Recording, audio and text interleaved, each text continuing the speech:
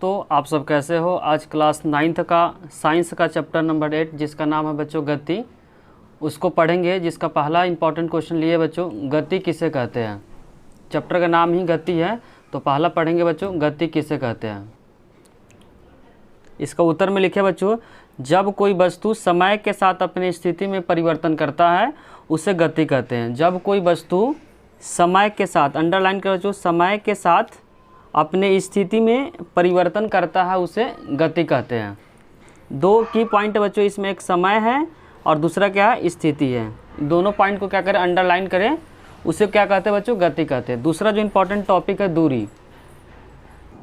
दूरी में लिखा बच्चों, किसी वस्तु द्वारा किसी समय अंतराल में तय की गई मार्ग, मार्ग का मतलब होता है रास्ता होता है, मार्ग का मतलब क्या होता है रास्ता, की कुल लंबाई, यहाँ पे क्या होगा बच्चों, कुल लंबाई को दूरी कहते हैं। फिर से रिपीट करते हैं बच्चों, किसी वस्तु द्वारा, कोई भी वस्तु हो सकता है, किसी समय अंतराल में, किसी पार्टिकुलर समय अंतराल में तय की गई मार्ग की कुल लंबाई को दूरी कहते हैं। इसमें थर्ड जो क्वेश्चन लिए बच्चों, विस्थापन किसे कहते हैं। थर्ड क्वेश्चन क्या है, विस्थापन किसे कहते हैं। इसका आंसर है बच्चों, किसी वस्तु के प्रारंभिक, प्रारंभिक का मतलब शुरुआत में, प्रारंभिक स्थिति और अंतिम स्थिति के बीच का न्यूनतम दूरी, अंडर दूरी, न्यूनतम मतलब सबसे कम दूरी को विस्थापन कहते हैं। फिर से रिपीट करते हैं बच्चों फिर से रिपीट कर देते हैं। विस्थापन किसी वस्तु के प्रारंभिक, प्रारंभिक का मतलब होता है शुरुआत, स्टार्टिंग में कहाँ पे है, स्थिति तथा अंतिम मतलब बाद में कहाँ पे है। बीच से मतलब नहीं है कि बीच का न्यूनतम दूरी, न्यूनतम मतलब सबसे कम दूरी। एग्जाम्पल से बताते बच्चों, जैसे कि स्टार्टिंग में कोई वस्तु यहाँ पे है, फिर इस तरह ऐसे चला, फिर बाद में कहाँ चला गया, यहाँ चला गया। तो ध्यान रखना है कि शुरुआत में कहाँ था और फाइनली कहाँ पर था, इसके बीच का जो न्यूनतम दूरी होता है वहीं क्या कहलाता है, विस्थापन कहलाता है। इसको अच्छे से याद करें बच्चों, पेपर के पॉइंट ऑफ व्यू से विस्थापन बहुत ही इंपॉर्टेंट है। सदिश राशि, सदिश राशि को लिखा हुआ वह भौतिक राशि जिसमें परिमाण, ये परिमाण लिखा बच्चों, परिमाण एवं दिशा दोनों होता है उसे सदिश राशि कहते हैं। अंडरलाइन करें बच्चों, वह भौतिक राशि जिसमें परिमाण और दिशा दोनों होते हैं उसे सदिश राशि कहते हैं। और जो नेक्स्ट इंपॉर्टेंट जो टॉपिक हम लोग पढ़ना बच्चों, अदिश राशि, वह भौतिक राशि जिसमें केवल परिमाण होता है। अंडरलाइन करो बच्चों, केवल परिमाण होता है, इसमें दिशा नहीं होता है उसे अदिश राशि कहते हैं। इसमें ध्यान रखना बच्चों, परिमाण एवं दिशा दोनों होता है और इसमें सिर्फ परिमाण, परिमाण का मतलब है कि लंबाई होता है, इसमें लंबाई के साथ साथ क्या होना चाहिए बच्चों, दिशा भी होना चाहिए। इसमें सिर्फ क्या होता है, यूनिट होता है, मतलब लंबाई होता है, दिशा नहीं होता है। जो सबसे मोस्ट इंपॉर्टेंट जो इस चैप्टर का क्वेश्चन है बच्चों, दूरी और विस्थापन में अंतर लिखें। इसको इंपॉर्टेंट मार्क कर ले बच्चों। पहले क्या करेंगे, दूरी को पढ़ेंगे, उसके बाद आगे क्या पढ़ेंगे बच्चों, विस्थापन को पढ़ेंगे। बच्चों दूरी का पहला पॉइंट है, यह वस्तु द्वारा तय की गई मार्ग, मार्ग का मतलब ध्यान रखना बच्चों, रास्ता की कुल लंबाई को क्या कहते हैं, दूरी कहते हैं। यह वस्तु द्वारा तय की गई मार्ग, मार्ग का मतलब फिर से रिपीट करें बच्चों, रास्ता की कुल लंबाई को दूरी कहते हैं। दूसरा पॉइंट इसमें इंपॉर्टेंट जो है, यह एक अदिश राशि, अदिश राशि का मतलब होता है बच्चों, डायरेक्शन पर निर्भर नहीं करता है, दिशा पे निर्भर नहीं करता है। तीसरा जो इंपॉर्टेंट पॉइंट है बच्चों, दूरी जो होता है हमेशा क्या होता है, धनात्मक होता है। धनात्मक का मतलब होता है बच्चों पॉजिटिव होता है, मीन्स प्लस में होता है। चौथा जो इंपॉर्टेंट पॉइंट है, ये विस्थापन से हमेशा बड़ा होता है या उसके बराबर होता है। यह विस्थापन से बड़ा या उसके बराबर होता है बच्चों।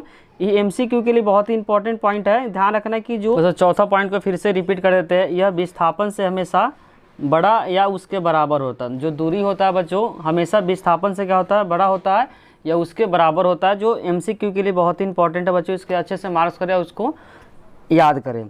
जो फिफ्थ पॉइंट है, यह मार्ग की लंबाई पर निर्भर करता है। मार्ग का मतलब क्या होता है, रास्ता, रास्ता की लंबाई पे निर्भर करता है। अगर मार्ग मतलब रास्ता की लंबाई ज़्यादा होगा तो दूरी भी क्या होगा, ज़्यादा होगा। अब उसके बाद हम लोग को पढ़ना बच्चों विस्थापन। दूरी के इतने सारे पॉइंट है, 5 पॉइंट है, विस्थापन के भी बच्चों 5 पॉइंट को पढ़ेंगे। विस्थापन का जो पहला पॉइंट है बच्चों, यह वस्तु की प्रारंभिक, प्रारंभिक का मतलब होता है बच्चों शुरुआत की स्थिति तथा अंतिम स्थिति के बीच का न्यूनतम दूरी। अंडरलाइन कर बच्चों, जो इसका की पॉइंट है न्यूनतम दूरी। स्टार्टिंग और जो लास्ट के जो बीच का जो न्यूनतम दूरी होता है वहीं क्या कहलाता है, विस्थापन कहलाता है। और सेकेंड पॉइंट है बच्चों, यह एक सदिश राशि होता है। सदिश राशि का मतलब होता है यह दिशा पे डिपेंड करता है। तीसरा पॉइंट है बच्चों, विस्थापन धनात्मक ऋणात्मक एवं शून्य भी हो सकता है। धनात्मक का मतलब होता है बच्चों पॉजिटिव, ऋणात्मक का होता है निगेटिव, और शून्य शून्य का मतलब जीरो हो सकता है। विस्थापन क्या क्या हो सकता है बच्चों? धनात्मक हो सकता है, ऋणात्मक एवं शून्य तीनों हो सकता है। और चौथा जो इंपॉर्टेंट पॉइंट बच्चों, यह दूरी से छोटा होता है। यह दूरी से क्या होता है? छोटा होता है या उसके बराबर होता है। इसमें ध्यान रखना है कि जो विस्थापन होता है वह दूरी से छोटा होता है और या उसके बराबर होता है। और फिफ्थ जो पॉइंट है, यह मार्ग की लंबाई पे निर्भर नहीं करता है, क्योंकि ये बच्चों ध्यान रखना है कि स्टार्टिंग और लास्ट के बीच का जो न्यूनतम दूरी होता है वही क्या कहलाता है? विस्थापन कहलाता है। इसीलिए मार्ग की लंबाई पे निर्भर नहीं करता। अंडरलाइन करें बच्चों, नहीं। अब हम लोग को जो नेक्स्ट इंपॉर्टेंट जो टॉपिक पढ़ना बच्चों, एक समान गति। एक समान गति का डेफिनेशन है, जब कोई वस्तु समान समय में, क्या बच्चों? समान समय अंतराल में समान दूरी तय करती है, उसे एक समान गति कहते हैं। जैसे कि बच्चों अगर 1 घंटा में कोई स्टूडेंट 2 किलोमीटर चलता है तो नेक्स्ट 1 घंटा में 2 किलोमीटर चलेगा। मतलब समान लिखा हुआ है, जब कोई वस्तु समान समय अंतराल में समान दूरी को तय करता है, वह क्या कहलाता है? एक समान गति कहलाता है। एग्जाम्पल में बताया कुछ, 1 घंटा में अगर 2 किलोमीटर चलेगा तो नेक्स्ट 1 घंटे में 2 किलोमीटर ही चलेगा। उस तरह को गति को बोलते हैं एक समान गति। और नेक्स्ट जो टॉपिक पढ़ना बच्चों, असमान गति। असमान गति का डेफिनेशन है, जब कोई वस्तु समान समय अंतराल में असमान दूरी तय करता है। यहाँ अंडरलाइन करो बच्चों, असमान दूरी तय करता है उसे असमान गति कहते हैं। नेक्स्ट जो टॉपिक पढ़ना बच्चों, चाल। चाल किसे कहते हैं? तो चाल का डेफिनेशन बच्चों, दूरी में परिवर्तन की दर को चाल कहते हैं। क्या बच्चों? दूरी में परिवर्तन की दर को चाल कहते हैं। दूसरा जो पॉइंट है चाल के बारे में, चाल एक अदिश राशि। अदिश राशि का मतलब होता है बच्चों दिशा पे डिपेंड नहीं करता और यह हमेशा धनात्मक होता है। क्या होता है बच्चों? हमेशा धनात्मक होता है।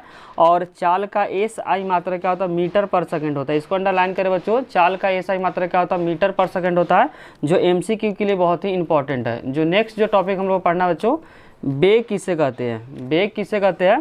तो इसमें क्या बच्चों, विस्थापन में परिवर्तन की दर को वेग कहते हैं। यहाँ पे क्या था? दूरी था, और यहाँ पे क्या था बच्चों? विस्थापन है। विस्थापन में परिवर्तन की दर को वेग कहते हैं। और वेग क्या है बच्चों? सदिश राशि। सदिश राशि का मतलब होता है दिशा पे डिपेंड करता है। और तीसरा जो पॉइंट है, वेग का SI मात्रक मीटर पर सेकेंड होता है। क्या होता है बच्चों? वेग का SI मात्रक मीटर पर सेकेंड होता है। और जो चौथा पॉइंट है बच्चों, किसी वस्तु का वेग समान एवं असमान हो सकता है। किसी वस्तु का वेग समान एवं असमान हो सकता है। पांचवा पॉइंट इसमें ऐड कर ले बच्चों, वस्तु का वेग, खुद से ऐड करना बच्चों पांचवा पॉइंट में, वस्तु का वेग धनात्मक, ऋणात्मक तथा शून्य तीनों हो सकता है। फिर से रिपीट करते बच्चों, वेग में पांचवा पॉइंट करके लिखना है, वेग धनात्मक, ऋणात्मक तथा शून्य तीनों हो सकता है। जो अब नेक्स्ट जो टॉपिक पढ़ना बच्चों, त्वरण किसे कहते हैं? त्वरण का डेफिनेशन है, किसी वस्तु के वेग में परिवर्तन, अंडरलाइन कर बच्चों, किसी वस्तु के वेग में परिवर्तन की दर को त्वरण कहते हैं। ये भी पेपर के पॉइंट ऑफ व्यू से बहुत ही इंपॉर्टेंट बच्चों, इसको कॉपी में लिखिए और इसे अच्छे से याद करें। कोई भी डाउट हो तो कमेंट में उसे जरूर लिखिए। दूसरा पॉइंट है त्वरण एक सदिश राशि। सदिश राशि का मतलब होता है बच्चों दिशा पे क्या करता है? डिपेंड करता है। त्वरण को A द्वारा निरूपित किया जाता है। अंडरलाइन कर बच्चों, त्वरण को किससे निरूपित किया जाता है? A द्वारा निरूपित किया जाता है। और चौथा पॉइंट है बच्चों, त्वरण का SI मात्रक मीटर पर सेकंड, इसको क्या पढ़ेंगे बच्चों? पर सेकंड स्क्वायर होता है।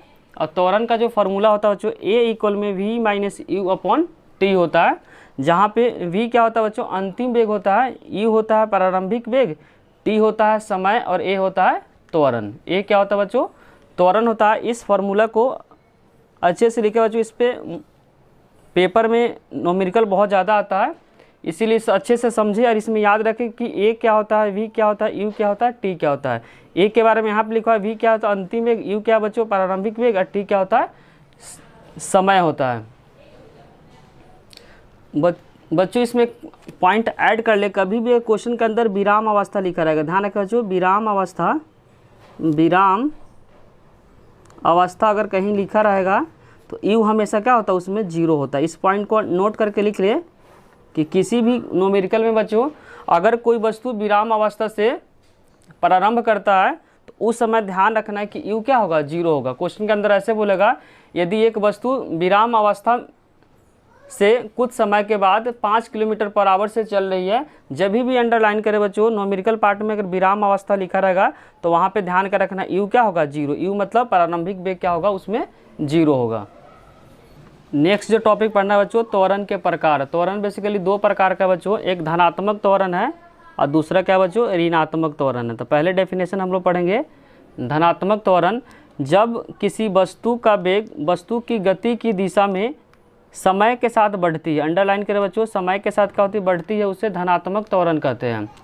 जब किसी वस्तु का वेग वस्तु की गति की दिशा में समय के साथ बढ़ती है, उसे धनात्मक त्वरण कहते हैं। और ऋणात्मक त्वरण में यहाँ पे बढ़ने के समय का हो जाएगा, घटना हो जाएगा।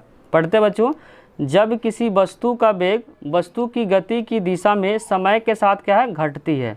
अगर घटती है बच्चों तो क्या होगा, ऋणात्मक त्वरण होगा। अगर बढ़ेगा तो क्या होगा, धनात्मक त्वरण होगा। अब हम लोग को पढ़ना बच्चों नेक्स्ट जो टॉपिक है, दूरी समय ग्राफ।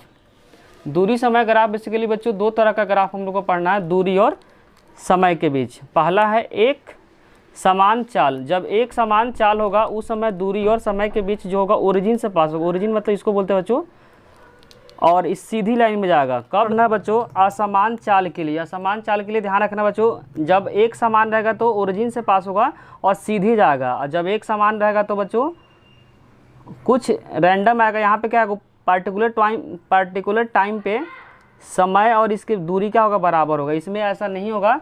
तो समान में ध्यान रखना, एक समान बच्चों 0 से सीधा लाइन जाएगा और असमान में कुछ ऐसे जाएगा। या इस तरह से भी लिख सकते हो बच्चों, इसको कुछ इस तरीके का भी ग्राफ हो सकता है। इधर क्या हो जाएगा बच्चों, दूरी हो जाएगा और इधर क्या हो जाएगा, समय। दोनों ग्राफ क्या है, पॉसिबल है